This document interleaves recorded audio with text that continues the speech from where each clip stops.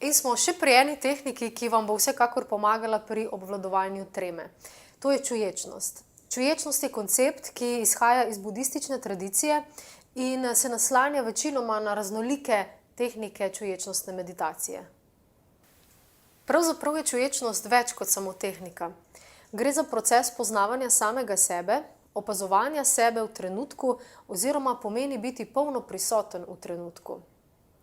Definicija čuječnosti je nepresojajoče zavedanje sedanjega trenutka.